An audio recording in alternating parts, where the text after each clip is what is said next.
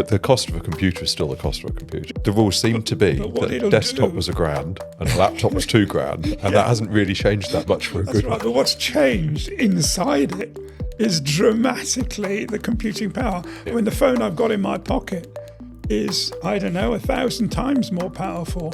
You have in the palm of your hand, quite literally, the ability to do things that you might only have ever dreamed of. You can book a holiday. You had to go to a travel agent. By doing this podcast, by helping people understand some of what's possible, by working with businesses to help try to break down that barrier, to show what is possible, to demonstrate, to build solutions, we've got to do it, because if we don't, so many of these businesses are just going to be then it's not going to be left behind, they'll be wiped out. I saw a fascinating analysis that was saying that if you compare the improvements in compute and cost from effectively just from Moore's Law from the 60s to the speed of choose a vehicle, car. Mm-hmm. If a car in 1960 was only able to do 60 mile an hour, obviously we know that's not true. Yeah. And every year it improved at the same rate as Moore's Law, then by now, every single car would be capable of going faster than the speed of light. Hi, I'm Freya. Welcome to the Skynet Chronicles, Business in the AI Age, the podcast that dives deep into the world where artificial intelligence meets business. Join us as we explore the latest trends, challenges, and opportunities in this ever-evolving landscape. From innovative startups to established enterprises, we'll uncover the secrets behind the successful integration of AI technologies. So grab a cup of coffee, sit back, and get ready to unlock the mysteries of business in the AI age. Well, good morning, Peter. My favourite podcast guest ever. Hi, Tim. It's very strange calling you that. I Yeah, much prefer Dad. Go for it. I don't care. They've called me all sorts in my life. So, I've called you all sorts in your life too. Yeah, that's true. Okay, so let's start with your first ever wow moment with computers. Oh, heck. 1984, 85. I was in charge of a growing adult education and youth program in Sawtry. We'd gone from a few hundred enrollments to 3,000. And we needed a system to deal with all the paperwork. We had paper registers, paper contracts, paper receipts, paper enrollments. It was just piles of paper. Absolutely. It was a total nightmare. And no statistics, because to get statistics out from 120 square mile catchment area to find which areas were popular, which areas of the curriculum were popular, it was just a non-starter because there were 3,000 enrollment cards to ferry through. So these were physical. Oh, yes. Actual card? Oh, yes. Actual cards. Yeah, actual cards and actual paper receipts. You had to handwrite everything, no tills, nothing. We weren't allowed any of that. And being a bit of a maverick, I suppose, I brought a till in and I was told by county audit that I couldn't use it. So I drew up the 20-odd rules for using this till and presented it to them when they came for audit. And they said, can we use those elsewhere? So my rules for using a till in adult education were taken across the county. And then we had all of this stuff that we had to deal with. So the acting head of maths at the college at the time, a lovely woman called Sue Chilton, said, well, I've done some computer programming, and she and I bought BBC Basic machines, BBC Bs. She programmed, I specified, and we actually formed a business partnership in the end. And the wow moment came when we saw our first tutor contract coming off an Olympia typewriter with a connection through to this BBC computer, which had dual 5.25-inch floppy drives. And that was, this is doing that, because it had to be spaced properly, it had to be set out properly. And Sue had programmed all of that stuff. And there it was coming out. And from that, we could get all sorts of statistics. I could target the program, all sorts of stuff. So that was my first wow moment. Boring as it is. It's not boring at all. Careful with the table taps, because you'll set the mics off and I'll get in trouble. Oh, dear. That was me telling you off. Oh, why not? Okay, so BBC Basics. Yeah. And then they started appearing all over the place, didn't they? So it wasn't just on the college campus. At some point you magicked one into the study. It was a very slow process. Sue and I formed a business partnership, so we actually bought BBC Basics for the business. Okay. So that was that. We had one each. She was doing programming, I was doing testing and further work. And then we had one in the office in Sawtry, which I was training my staff to use. But it was only BBC Basic. And the rest of the county were very slow to pick up the software and the hardware. We were selling the hardware and the software, but others didn't really want to know. They didn't see the need. So we were way ahead of the game. Yeah. We sold into a few colleges, but most of them didn't really want to know, or they were sticking with typewriters, or they were sticking with paper systems. But they hadn't gone from a few hundred enrollments a year to 3,000, which is what I'd done. Yeah. So I could see why they weren't as interested. From a business point of view, it was a nightmare because we couldn't sell the software. We were doing all the work, but not getting many of the benefits. And we knew nothing about support contracts. So there were no support contracts. In fact, if we'd had support contracts, we wouldn't have sold the software at all because nobody would have bought it because they didn't, the on-costs were such. Yeah. So we were doing support literally in our own time. And we'd have a call from a college in Cambridge that was using our software. Oh, well, it's crashed again. Only to get out there to find that what was happening was the secretary was lovingly rocking against the main switch that was powering the computer. So it was turning it off mid-flow. so there was, She literally turned it off and on again. Literally, yeah. No wonder it was crashing on good old DBF files. DBF came later. But so that was the start. But we didn't have the money to go into a PC platform. PCs were even more expensive than BBCBs. So by the late 1980s, the business had effectively ceased to be. But county had got really interested. And in 1989, I was seconded into Shire Hall from Sawtry to, official title was Project Development Worker, to sort out an IT system for community education in Cambridgeshire. Well, long story short, I ended up as the chair of the national user group for a particular piece of software made by a company down in Dunstable, Plus Business Systems, and that system was adopted by the county after a series of specification rounds and all the rest of it, which I headed up. So I was then support for that system across the county and all the colleges across Cambridgeshire. But at the same time, the county boss of an organisation then called Education IT, which had employed me and taken me in, basically said, well, we don't want to lose your skills, Pete, because you can do what you do. And apparently I did it very well. I don't know. They said, so that's fair enough. And I became a senior IT consultant within Education IT. So I was then specifying systems for the career service for primary schools. I was project managing systems design, system planning, system training, system implementation. And I ended up doing that in Hertfordshire for a career service, in Lincolnshire for a career service, all still employed by Cambridgeshire, but they were farming me out at consultancy rates, as you do. That's right.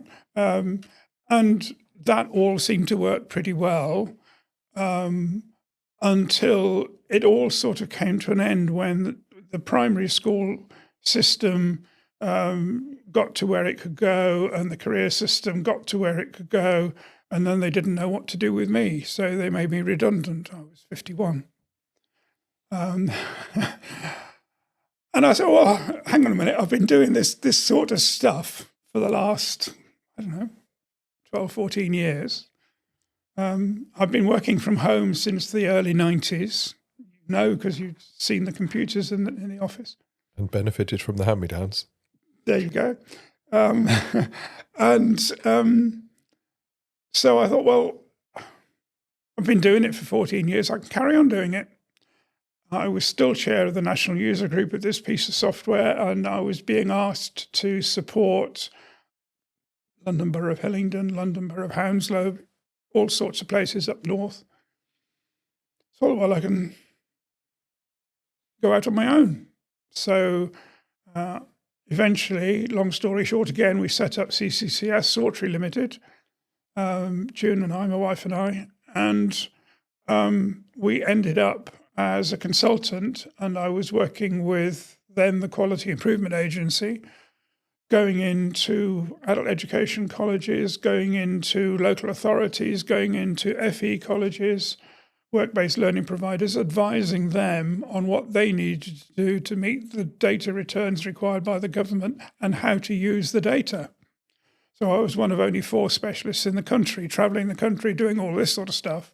And, 1 minute I'd be up to Liverpool, the next minute it'd be Newcastle, then down to Dorchester. And you didn't see me for days on end because I was away.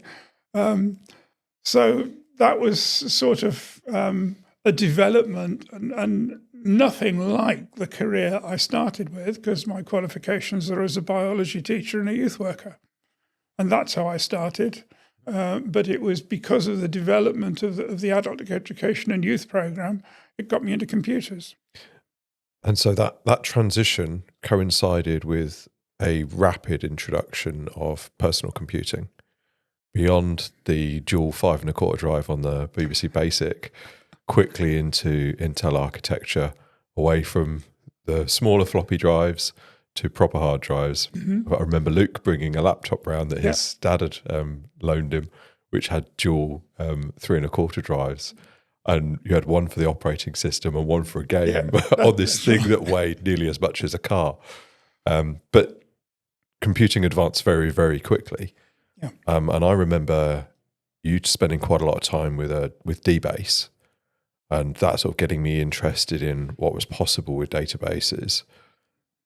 How did you make that transition from what was mainly focused on specific implementations of software to a wider use of what became ultimately Office toolsets? That's a fascinating question, and I can't honestly answer it straight because I don't really know. As far as I can see and think back, my boss, lovely guy called Ian Nelson, Ian sort of said, well, Pete, can you do this? And Pete, can you do that? And oh, here's a box of software. Here, here's Display Write 4. Here's project-based software. And I said, well, where's the training, Ian? He said, you're a computer consultant, go and learn it. So you just went and played.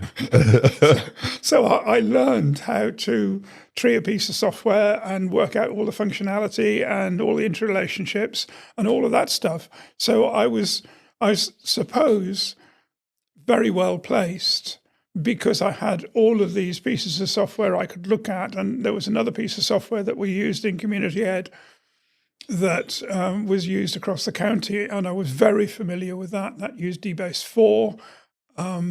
And so all of those things I was analysing, I was looking at the way software worked. So that gave me, I suppose it gave me the skills to look at other systems like the Career Service and specify them. And I can still remember the 67-page specification I wrote for the Career Service. It was huge. And then we had to get a piece of software to meet that specification that was provided by Cadbury Schweppes ITnet. But I then worked with Cadbury Schweppes ITnet on that piece of software to get to develop that the way it should go and to implement it in Cambridgeshire, Lincolnshire, Hertfordshire, and so on. So there were all sorts of openings that I had that probably these days wouldn't be available because computing was in its very, very earliest days. And apparently I was good at specifying what was necessary. I think you're wrong. I think that's almost exactly what I do now. It's the same thing. I'm still just playing with, and the team are playing with the latest capabilities and translating that into what's possible, and then looking at a business problem and going, well, you can use these things in this way and it does that. I mean, obviously it's belittling the process a little bit, but it's not really any different. It's Moore's law has accelerated the available compute, has reduced the cost of compute. So on a per calculation basis massively. Well, but the cost of a computer is still the cost of a computer. BBC Bs were 1,200 quid. Yeah. They weren't cheap. And 1,200 quid in the 80s, not 1,200 quid now. So you're looking at 3,000 or 4,000 now. Yeah. And my first PC was a Research Machines RM33, which also cost 1,200 quid. My latest tablet, which is, Surface Pro 7, that I bought a couple of years ago, 1,200 quid. The rule seemed to be that desktop was $1,000 and a laptop was $2,000, and that hasn't really changed that much for a good one. But what's changed inside it is dramatically the computing power. Yeah. I mean, the phone I've got in my pocket is, 1,000 times more powerful than my earliest PC. And when you combine that power with the distributed intelligence, as I was driving in this morning, I was having a conversation with my phone, asking about the journey from Monte Carlo to Monte Carlo tree search into Q-Star and how these learning algorithms and solvers have progressed over time. Just having a conversation while I'm driving, as though it was somebody sat next to me, and that will ultimately become, to call it a research paper is ridiculous, but it will become a blog post of some sort with a diagram on it.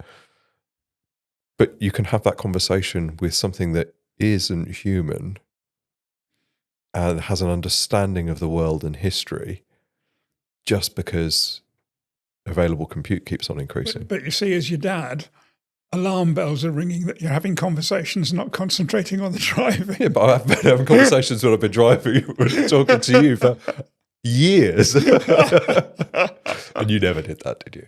Never. No, I can remember driving up the old A14 dual carriageway, and I was one of the early people to get a mobile phone, because at my specialism I was needed by various people, 0806, 806, 118. But never mind. And I can remember having it on my shoulder, driving along up the A14. That is naughty.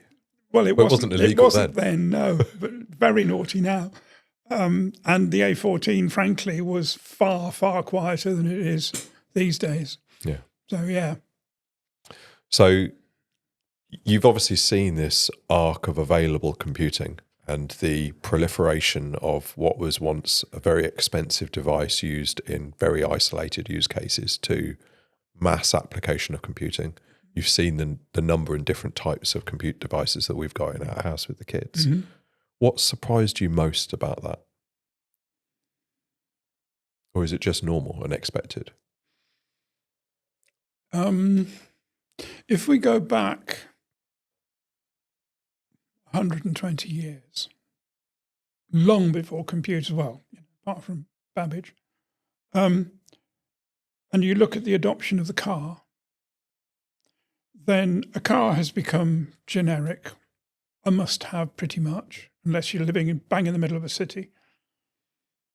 Well, in the same way, a computer has become absolutely essential to modern life. It's essential for communication. It's essential for doing stuff. It's essential for ordering food sometimes, all sorts of things. It has just become part of the fabric of life in as much as this table has. Utterly commoditized. Yeah. Yeah. And relatively cheap now. You can pick up a cheap tablet for a couple of £100. I know that's still money, but it's much cheaper and will do far more than ever my BBC Basic would have done at whatever it was, £1,200. So you have the ability to research the world on your phone. Yeah. It's not a phone anymore. It's a computer with a phone app. So you have in the palm of your hand, quite literally, the ability to do things that you might only have ever dreamed of. You can book a holiday. You had to go to a travel agent. You can order food. You can look up a car. You can buy a car. You can sell a car. everything you can do in the palm of your hand. I set a agent running a research question a couple of weeks back, and we're obviously going to Orlando with the kids, and I asked, can you create a list of different budget types and catering types options for lunches and dinners while we're in Orlando? Low cost, lots of variety, happy to buy some from supermarkets. And it asked me a couple of clarifying questions. And then it spent 10 minutes researching, sending requests off to the internet, pulling back the information, writing a report. And I then said, okay, that's great. Now can you give me options for 3 treat nights, including one night at Mexican? And it went off and it did all this. And it's written a Bible that I've now printed off and given to Kelly, because clearly when we're away, Kelly's going to make the food decisions. But just the fact that you can do that, that's not me spending time searching the internet. That's me handing off that responsibility to effectively an outsourced resource that isn't a person that's doing the work for me. See, I've taken the easy way. I booked a Saga holiday. Well, when you reach that age. Absolutely. But it is just fascinating how much you can do and how easily you can do it now. And where does it stop? I still worry about those who can't use, don't use, won't use the systems that are available. Yep. And there is still a digital divide, and there will always be Huge. so. And that leads me to worry about all sorts of things. My basic training as a youth worker, I was working with young people from the age of 22. In fact, before that as a volunteer. And I see those youngsters, some of whom I'm still in touch with over 50 years later. Yeah.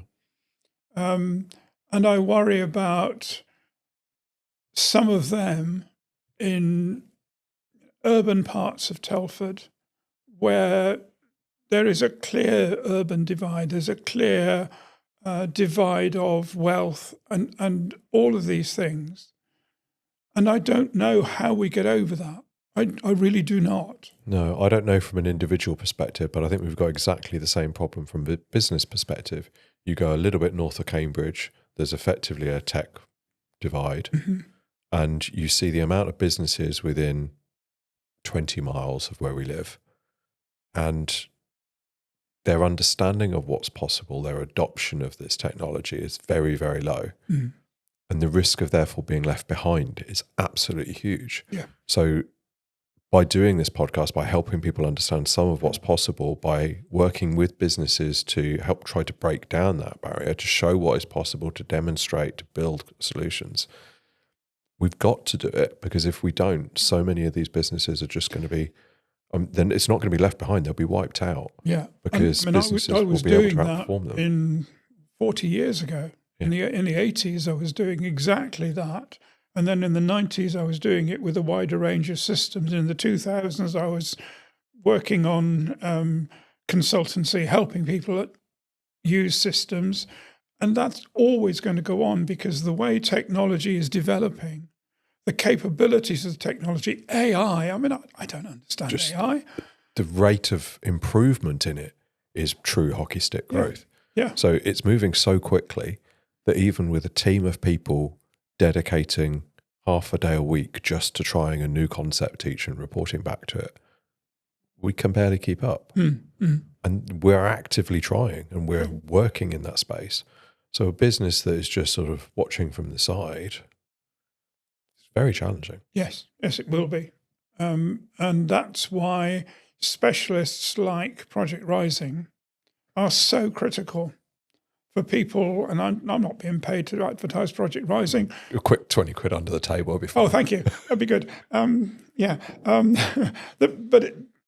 in the same way as I was doing that 30, 40 years ago, showing people what systems can do, then you're doing that today, but with the very latest technology, and trying to keep up with that as well. And, absolutely admire and really proud of what you do. Yeah, I mean, it's the same thing though, isn't it? We've basically just carried on what you were doing. I've stolen the idea. Good for you. Good for you. But it is just an amazing time to be involved in technology. Every day I experience wows. What was the most recent wow with technology that you've seen? Oh dear. I don't really know anymore. I don't get wowed by technology because I'm using Microsoft Office Suite day in, day out for work that I do now. I'm not at the cutting edge of anything anymore. So I'll do some analysis. I'll program spreadsheets to do some analysis for me. But I don't really have wow moments other than I bought a new PC, must be a couple of years ago now. And my old PC, it taken its time to fire up. It was getting a little bit slow. Because of the Microsoft updates. Couldn't possibly comment. And there it was, down, finished, poof, up. And I thought, oh, that's a bit quick. It's now a bit slow. I wonder what happened. 2 years later. Yeah, my desktop. And that's with a solid state hard drive and all the bells and whistles. I don't think the hard drive and the RAM and the chip have slowed down, Dad. I'm not sure that's how it works. No, I don't either. I think what's happened is that there's so much bloatware on it, stuff on it now. Constant updates. Yes, I've got disk cleaners, I've got updaters, all the rest of it. But actually, the machine is struggling through the hedge of umpteen bits of software, and that's the way it's going to go. BBCB, you could get away with a program that was probably a few kilobytes. These days, the same program to do essentially the same thing is half a terabyte. It's ridiculous. Because it's doing much more. There's all the visuals on screen. There was none of that. It was a green screen. It was one character at a time on a green screen. Whereas now you've got full user interface on screen, you've got touch screen, you've got everything else. So it's moved on dramatically from where we were and where it'll be in another 20, 30 years' time. I've been forecasting that a keyboard that we lovingly use to input would have been gone by now. I was saying that 40 years ago. I think that will be gone because I think speech recognition will be so far advanced that we won't need it, won't need a keyboard. And I think we will get to the stage, if Elon Musk's Neuralink goes anywhere, then we could be in a state where actually what you're thinking gets interpreted straight into the machine. Well, the first guy that had the neural lace installed is outperforming gamers in online gaming because effectively he's got an aimbot.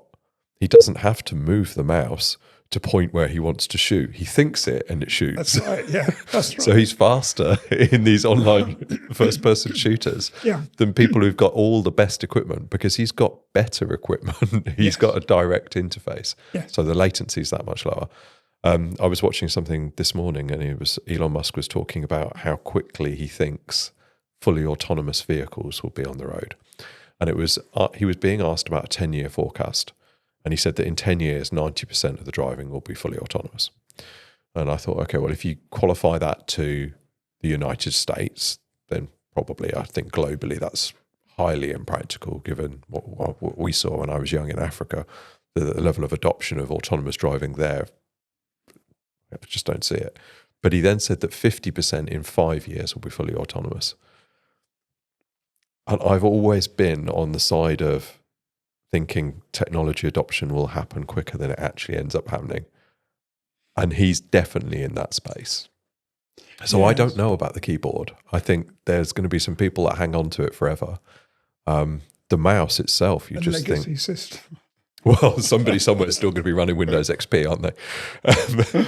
Or earlier. But I had a wow moment a few weeks ago. I was testing a new AI model and I just put in a prompt that said, I want to create a web-only application running entirely in the browser that uses the webcam to analyze the hand gestures of the person in the who's got the camera recording them. And I want you to list out the hand gestures used, including NLP anchoring methods, and then list the top 3, and I'd like there to be a start, a stop, and a reset button. So a relatively complex request in terms of a prompt to an AI. And I gave it to it, and it wrote it, and it worked first time. You've just given me a wow moment, but you won't know why. I've been involved as a musical director of choirs for, as you know, 40-odd years. And I've been involved in musical director training. The wow moment is about being able to analyze what musical directors are doing in front of their choirs and being able to help them in ways they can understand. Because at the moment, you go on a course and you get told all these things and you get videos and all the rest of it. But actually being able to do it in the privacy of your own home. Yeah.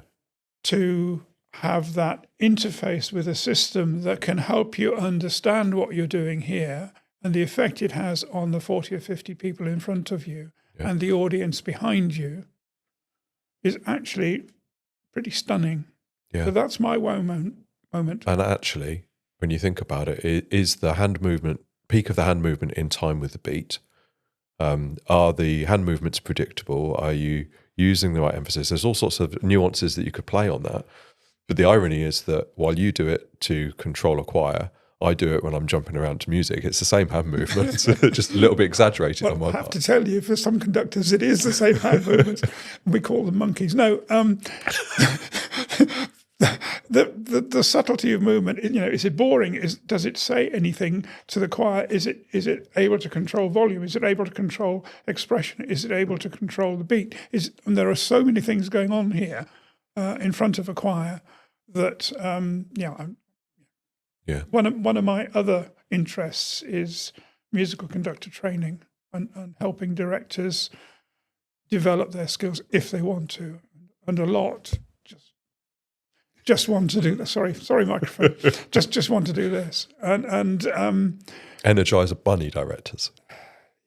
Doesn't help the choir any, but never mind. Yeah, they just don't watch. No. Well, that's truer than you think. Oh, no, I remember I was in a choir or two. Yes, but usually looking at the back of my head while I'm playing the church organ. There was Bergstrom Allen too. Didn't watch him. So you've said that in 10 years you think the keyboard will be gone. What impact is it going to have made to driving, do you think, in the next 10 years? Driving? Yeah. My car is 5 years old in October. Yeah. And I set the sat-nav up to go down to Portsmouth because we had a job to do in Portsmouth for family. Driving down the A3, I had something called pilot assist on. And all of a sudden the car started to brake. I was doing 75 miles an hour. And I was heading at a roundabout I'd forgotten about.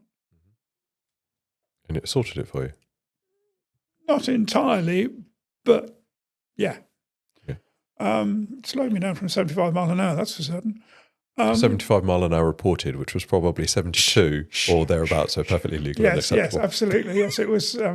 But interestingly, my speedo tells me I'm doing 33 when all the speed signs along the road say I'm doing 30. They're all over spec to 10%. Yeah. Always anyway, so that's a car that's nearly 5 years old. Okay. So a car that's bang up to date has got even better lane assist if you want to use it, even better detection of obstacles ahead, but it's still nowhere near autonomous driving. No. And that's a challenge. There are so many potential obstacles on the road. Coming over, there was a dead bird in the road. I wanted to avoid it. The other night, I was coming back from a late night meeting and a hare ran out in front of me. The car didn't stop. It was too fast for the car to react. I only know because I saw it and I heard the thump. So you saw it, but it was also too fast for you to react. Absolutely it was. There are LiDAR systems available now that will help enormously. But the human brain is very fast indeed.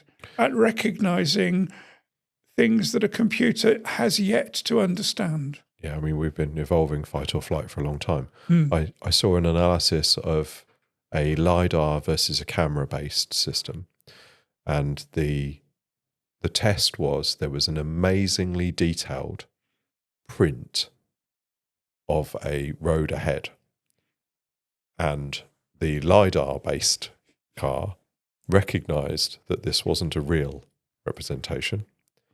The camera-based one was tricked and went straight through it at, I think it was 70 mile an hour, which is interesting. Yeah. But I think the level of control in these vehicles now has advanced immeasurably. We don't see much of it here, but if you're in San Francisco, then there's been fully autonomous vehicles on the road for quite some time, and they just work. The Google ones are very heavily trained on exactly which roads are where. The Tesla ones have learnt it effectively and are working off the cameras. Whether they should have LiDAR or not is an interesting question, but I think Musk's argument is they don't need it based on it being cheaper too. But if you think about a country road in this country, coming across country this morning around through Essendine, lots of twists and turns, lots of blind bends. You don't know what's around that bend. You're trusting that the vehicle in front that you can see the lights of is not going to hit anything, so you're going around the bend at the same speed.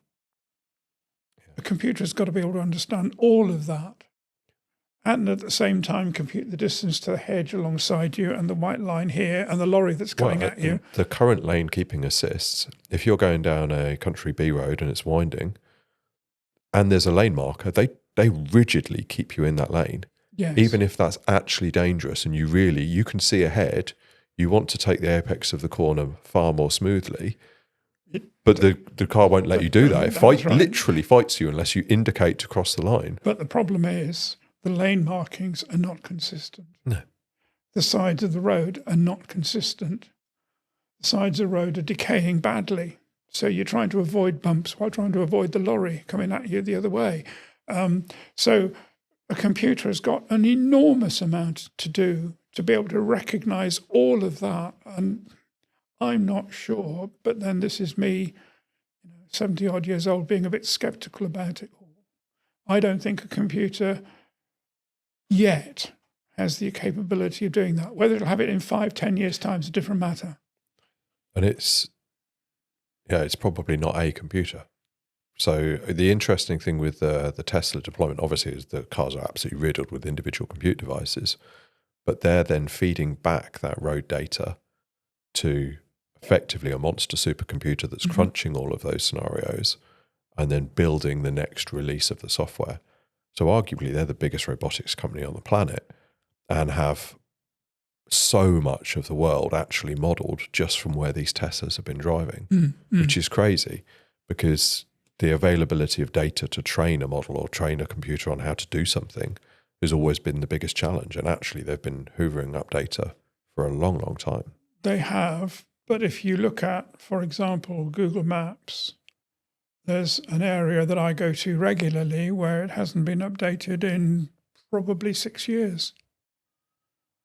But that's the Google car hasn't gone down there. But how many Teslas have gone down there? I've no idea.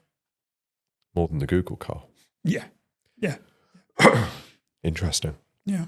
So we're in for a roller coaster of technology adoption. I'm hesitating only because it's got to be affordable. And it's got to be affordable for what one politician called the man in the street. Yep. It's got to be affordable for everybody.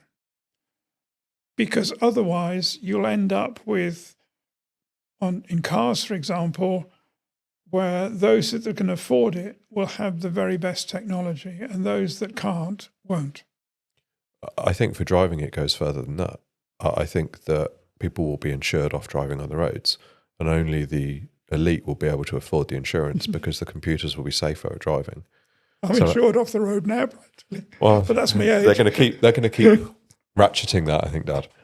But if you can get a car that is perfectly reliable, is a better driver than 99.9% of drivers on the road, which actually might not be that difficult. No.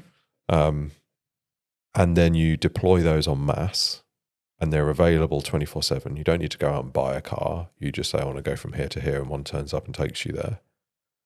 Then actually the joy of driving yourself and owning a car will just be reserved for the super rich, because everybody else won't be able to afford the insurance, because you as a driver will be more dangerous than all of these legions of automated vehicles. And I can see that coming. I think it's 20 years off, but I sort of hope I'm right, because I enjoy driving. Well, I enjoy driving too, but I would very much like to be able to do a day's work, have a dinner, and then on a Friday evening go to sleep and wake up on a Saturday morning in the Highlands, do some biking, and then have a beer, get back in the car, and wake up on a Sunday morning back at home. It's called a Caledonian Sleeper. It isn't. It doesn't actually do what I want, because I have to be in London in order to catch it in the first place. So it doesn't really quite work. But I know what you mean. But if I could do that, I've got no problem. Yeah. Just cozy up in the back of a vehicle, have a sleep, turn up somewhere else. Yeah, that'd be good. I mean, when you get on a plane, and because we've done it, and one day you're in the UK and the next day you're in Australia or in Bangkok or in Hong Kong or Singapore or wherever, that's just magical. And it's still magical to me that we can be so far in distance so quickly. And that if a car will do that for relatively local journeys, then that's great. And we get on those planes knowing that they're not actually being piloted most of the time. That's all autopilot. Mm-hmm. So it's not a big leap. I saw a fascinating analysis that was saying that if you compare the improvements in compute and cost from effectively just from Moore's law from the 60s to the speed of choose a vehicle, a car. Mm-hmm. And if the car's speed, if a car in 1960 was only able to do 60 mile an hour, obviously we know that's not true. Yeah. And every year it improved at the same rate as Moore's law, then by now every single car would be capable of going faster than the speed of light. Yes. That's nuts. Absolutely it is. And yet we haven't seen that level of improvement. You can get a car that'll do 300 just about, but planes have actually stopped getting faster. They're getting slower. Yeah. I mean, the 747s that we flew on to go to Australia or wherever, they were doing 500 odd mile an hour. Dreamliners do about 450. Yeah, I mean, you can still sit at sort of 550, can't you? But I never got to go on Concorde, and that makes me sad. Yeah. And we're still not really that much closer. Boom looked like they might have solved the sonic boom, but we'll see. Long way off. Yeah. I think we're more likely to be able to go to Mars than we are to get to Australia in a sensible time. Yeah, I mean, 40 years ago, they were talking about hot oil aircraft that would take, 40 minutes to get to Australia or something stupid, because it was going to go rocket-powered, basically, up and over and back down again. And that may end up being Starship. Ooh. No, But there's who knows? Yeah. Apparently, there's going to be a Optimus Tesla bot on Mars by the end of 2026. As long as the re-entry's stable, it might be in one piece. Yeah. Be interesting, wouldn't it? It would. It's been fantastic chatting. Thank you very much for coming on. I think we better leave it because we could talk all day. Yeah, true. Thanks very much. Awesome. Thank you.